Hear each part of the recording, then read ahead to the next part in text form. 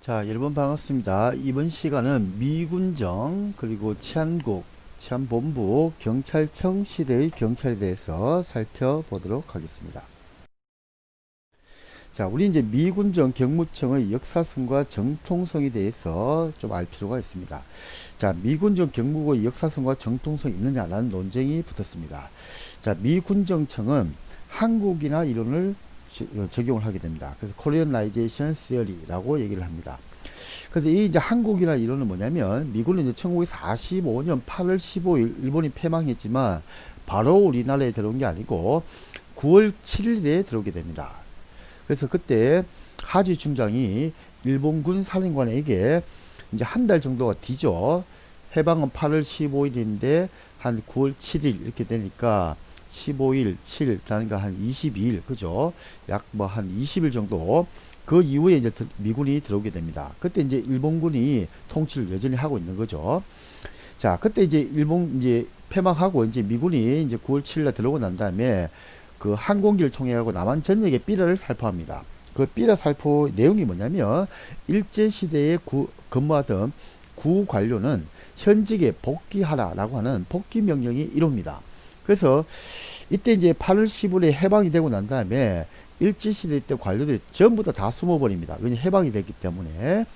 그래서 그때 이제 뭐 김두한, 그죠? 뭐 일종의 이제 정치, 이제 뭐 하여튼 건달 뭐 이래 되는데 자기를 막 괴롭혔대. 일제시대 때 자기를 괴롭혔대. 일본 순사를 막 찾아가가지고 먼저 폭행도 하고 막 때려 죽이기도 하고 막 이렇게 합니다. 그러니까 완전 이제 혼란의 소용돌이였다. 뭐 이렇게 볼 수 있는 거죠. 근데 이제 미군은 왜 그 포고령 일루를 그 일제시대 때 근무하던 구 관료는 현직에 복귀하라라고 하는 복귀 명령을 내리냐면 군인이지 않습니까? 미군이지만 그 군인이 왔을 때 나머지 행정 처리를 할 수가 없습니다. 쉽게 얘기를 해가지고 군인은 전투를 해갖고 이기는 건 잘합니다. 그죠? 전쟁을 해가지고 이기는 건 잘하지만은 행정적인 처리는 못합니다. 예를 들어갖고 지금 우리 이제 그 동사무소에 가가지고 우리가 주민등 등본 초본도 떼야 될 것이고 또 토지 거래도 해야 될 것이고 뭐 부동산 거래 그죠? 또 아니면 세금 납부 이런 걸 등등을 해야 됩니다. 또 경찰이 또 범죄자가 나타났다 그럼 또 가가지고 살인범 수사도 하고 강도범 수사도 하고 이런 걸 해야 됩니다. 근데 군인은 그런 걸 할 수가 없습니다. 그죠? 그래서 미군은 어떻게 생각하냐면 일본인하고 한국인은 다르다는 걸 알고 있었습니다. 그런데 그 적대적인 일본인에게도 적극적으로 봉사하던 한국인이라고 한다면 우리 미군에게 복종을 하고 또 우리에게 순응을 하지 않을 이유가 없다. 그래서 우리는 그 일제시대에 있던 구 관료를 이용해 가지고 행정체제를 안정화시키겠다라는 생각을 하게 됩니다. 그래서 법원에 일본인 판사가 다 도망갔습니다. 그죠? 그러니까 법원 주사던 사람이 판사가 됩니다. 또 이제 검찰청에 가보니까 이제 검찰 뭐 사무관이 있습니다. 그죠? 근데 이제 검사가 일본인에서 도망을 가니까 이제 이 검찰 사무관으로 있던 사람이 검사가 됩니다. 그 경찰도 마찬가지. 일제시대 때 헌병이나 일본 경찰이었던 사람이 그대로 헌병이 되고 경찰이 됩니다.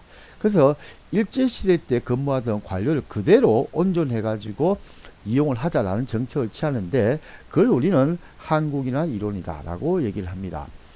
그래서 이때 이제 어떻게 되었던 이 조병욱 박사가 이제 1945년 10월 21일에 초대 경무국장이 됩니다. 즉 미군 입장에서는 그 좌익과 우익의 활동이 굉장히 이제 폭동 내란의 상태에 아주 어려운 상태였기 때문에 이 남한의 치안 총수를 누구로 하면 좋겠냐라고 해서 고민하게 됩니다. 그때 이제 조병욱 박사는 독립투사입니다. 감옥에서 옥고도 치렀고 나중에 이제 민주당의 후보를 해가지고 대통령 후보로 나올 만큼 아주 정치계의 거물로 성장합니다. 그래서 이 조병욱 박사 자체는 애국투사고 그리고 우리의 그 뭐 옥고를 치는 뭐 독립투사다 이렇게 보면 됩니다. 그런데 이때 이 조병욱 박사는 너무 일제시대 때 헌병 그리고 일본 순사 출신을 많이 채용을 하니까 국회에서도 문제가 됐습니다. 왜 그러냐면 제가 예를 들어 가지고 상해에서 중국에서 뭐 독립운동을 하고 막 일본군 때려잡고 막 이렇게 독립운동을 진짜 피눈물 나는 독립운동을 하고 해방이 되니까 우리 이제 남한에 왔습니다. 근데 와 보니까 일제시대에 나를 잡으러 다니고 그 악독한 순사했던 놈이 경찰서장이 되어 있는 겁니다. 그래서 이놈이 내보고 당신이 해외에서 독립운동을 잘했다고 상을 주는 겁니다. 그럼 제가 봤을 때는 얼마나 황당하겠습니까? 그죠? 해방된 조국에 왔는데 일제시대에 있던 그놈이 더 진급을 해가지고 경찰이 장이 돼서 더군다나 나에게 독립운동 잘했다고 상을 주고 있고, 그래서 독립투사였던 제 입장에서 그걸 받아들일 수 없는 거죠. 근데 이제 미군 입장에서는 그러한 구 관료를 이용하지 않으면 문제가 된다고 해가지고 그대로 한국이나 이론을 적용합니다. 그래서 이때 우리 유석 조병욱 박사는 미국에서 유학도 해가지고 영어도 잘합니다. 그래서 한민당 총무였고 애국심도 투철합니다. 그래서 이때 미군이 한민당 총무였던 유석 조병욱 박사를 초대 경무국장으로 1945년 10월 21일에 임명을 합니다. 그러니까 이제 우리 유석 조병욱 박사는 그 다음에 1946년 10월 21일에 제1회 경찰의 날로 자기가 미군정 하의 경찰 총수에 임명된 날을 기념하게 됩니다.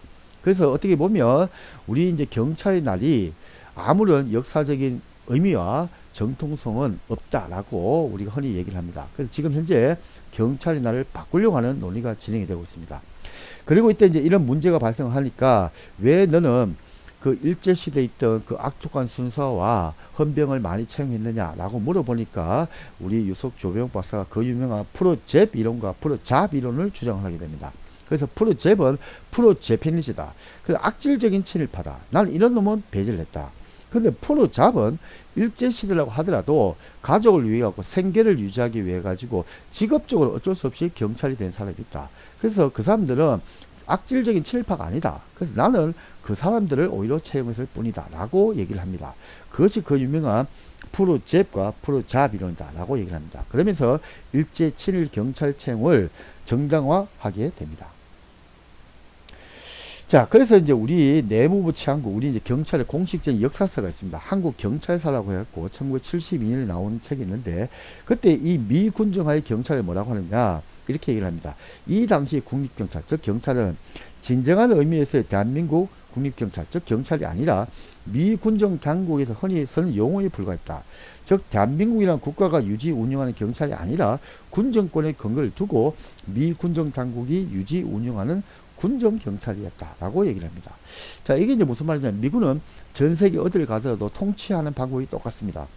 예를 들면 이라크에 가면 이라크 미군정이 있고 그 밑에 이라크 과도 정부를 만듭니다. 아프가니스탄에 가면 아프가니스탄 미군정이 있고 그 밑에 아프가니스탄 과도 정부를 만듭니다. 우리 남한에도 미군정이 들었습니다.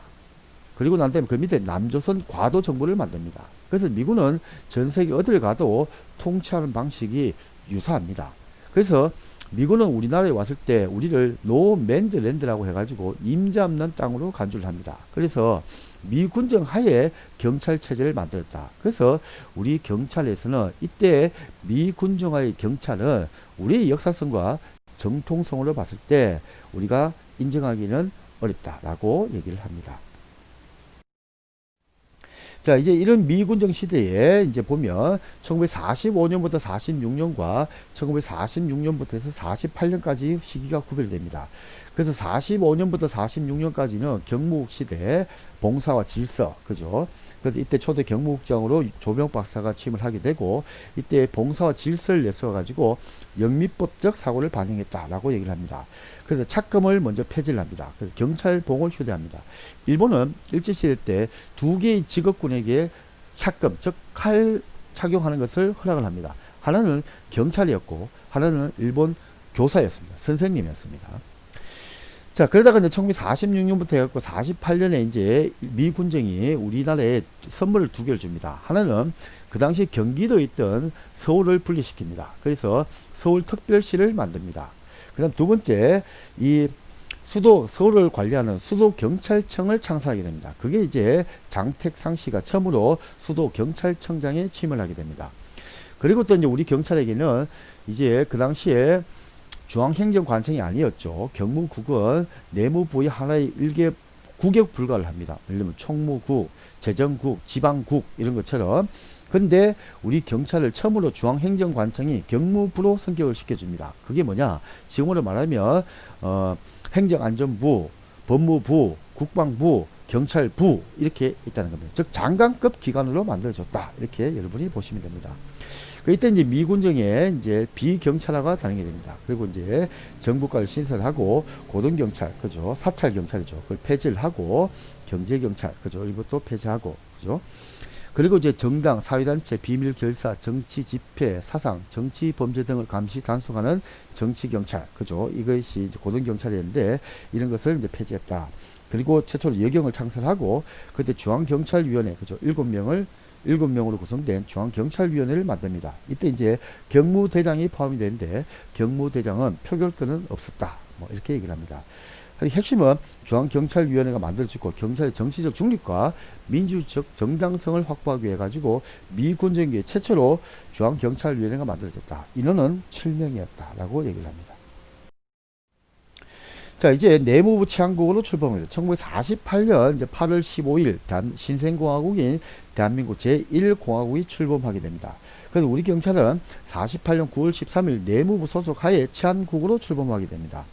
그래서 장관급 기관에 있던 경무부에서 내무부 치안국으로 격화가 됩니다.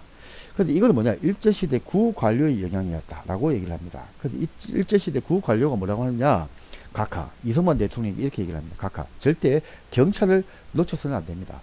경찰을 만약에 장관급 기관을 만들어져 버리면 경찰을 놓치게 됩니다. 그래서 경찰을 내무부 장관이 소속하에 둬가지고 우리 그 정부의 손아귀 안에 꽉 잡아 넣어야 됩니다. 그래서 그 유명한 말이 각하, 절대 경찰을 놓쳐서는 안 됩니다. 라는 말입니다. 그래서 내무부 장관 소속하에 보조기관으로 출범하게 되고 내무부 장관 소속하에 일개 국으로 전락을 하게 됩니다. 그래서 뭐 지방국, 뭐 재정국 이런 것처럼 경무국 이렇게 치안국 이렇게 해가지고 우리가 일개 국으로 출발을 했다. 그리고 이제 치안국 및 치안본부 시대 좀 보면 이제 우리는 1974년 문세강 저격 사건을 계기로 해가지고 치안본부로 성격이 됩니다. 그 앞전에는 치안국입니다. 그래서 우리는 이제 1950년부터 53년까지 그 유명한 한국전쟁, 6.25 전쟁이 있습니다. 이때 경찰은 치안국 내에 비상경비 총사령부라고 하는 전시체제를 만듭니다. 그래서 태백산 지구대, 지리산 지구대, 서남지구 지구대 이렇게 해가지고 경찰을 군인처럼 편제를 합니다. 그게 이제 전투경찰 임무를 수행한 비상경비 총사령부였다라고 얘기합니다. 그래서 뭐 보급과를 신설했다. 뭐 이렇게 얘기를 하죠. 그리고 이제 1974년 8.15 문세강 저격 사건을 계기로 해가지고 치안본부로 성격되고 이때 처음으로 차관급 기관이 되었다라고 얘기를 합니다. 이때 이제 육군 중장이 처음으로 임명이 됩니다. 그래서 이 육군 중장이 원래 자기가 차관급 대우를 받기 때문에 치안본부장도 차관급을 되었다. 이런 얘기도 있습니다. 이때도 여전히 내무장관의 보조기관이었다라고 얘기를 합니다. 그리고 드디어 이제 1991년 경찰법이 제정이 됩니다. 이때 이제 우리 경찰은 크게 두 가지를 이루었다라고 얘기를 합니다. 하나는 경찰의 정치적 중립과 민주적 정당성을 확보하기 위해 가지고 경찰위원회 제도를 도입했다라고 얘기를 합니다. 역시 7명입니다. 그리고 이제 지방청장과 경찰청장을 관청화시켰다라고 얘기를 합니다. 그래서 지금 이제 1991년에 만들어진 이 경찰청 체제가 지금까지 이어져 오고 있습니다. 그래서 지금 2020년이니까 한 30년 역사를 가지고 있다라고 얘기를 합니다. 자, 고생하셨습니다.